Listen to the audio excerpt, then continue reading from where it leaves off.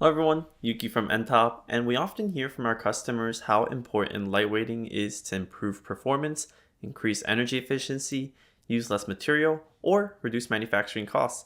Today, I will show you 5 ways you can reduce the mass of your designs in nTop. Let's dive right in. Lightweight by generating and infilling lattices quickly with nTop. You can generate complex, scalable lattice structures with variable thickness and smooth transitions in seconds. And we offer many types of lattice structures, from graph to surface-based lattices. When infilling your design space, you can create cell maps rectangularly, cylindrically, or spherically and tessellate your unit cell through those cell maps. You can also create conformal lattice structures using curved surfaces to generate ribs, or random lattice structures like Voronoi to lighten your part. If you want to optimize your lattice further, you can combine lattice parameters like thickness with simulation data, or even warp the cell maps to find the best design iteration for your application.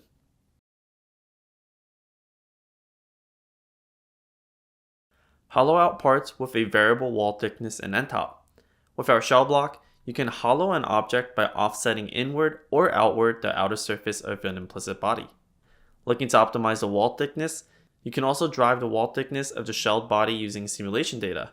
For example, if you have high stress in a certain area, you can increase the thickness in those regions and keep it thin in the low stress areas. This is also a great way to preserve the external shape. You can take it further by combining your shelled part with a lattice infill and adding fillets where the lattice meets the surface of the shell to have a shelled and infilled part to lightweight your component. Perforation patterns are holes with circular or other cross sections that, in the case of lightweighting, help eliminate unnecessary material from a component. You can precisely control your perforation's position, orientation, and hole size in nTop. If you're looking to combine lightweighting techniques, for example, you can combine perforation with topology optimization. If you have a bracket, you can run the topology optimization, and with the final result, perforate the areas where the result doesn't intersect with the original part to make them lightweight while maintaining the overall shape of the part. Lightweight your components using topology optimization. TopOpt allows a user to design geometries that best achieve the desired objective while considering complex and multivariate design constraints.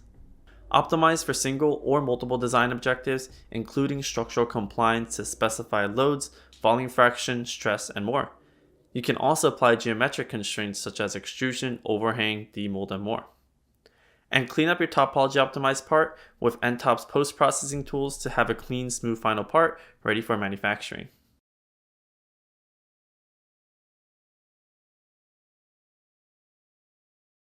Lightweight and optimize your design with our new generative design technology, Field Optimization. Field Optimization is a new multi-objective, multi-scale, and single-step generative design tool that accounts for spatially varied design parameters.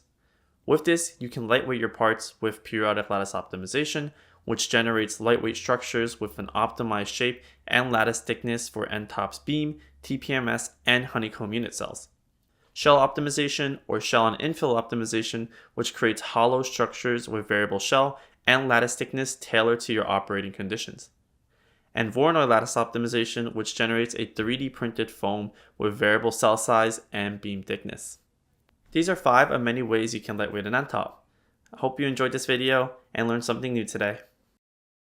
If you want to learn more about lightweighting, check out our lightweighting application page to understand how you can lightweight your parts in nTop. We also have a guide on lightweighting. Check it out under Resources, Guides, and you'll find your guides here.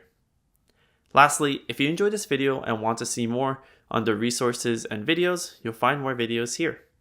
Thank you.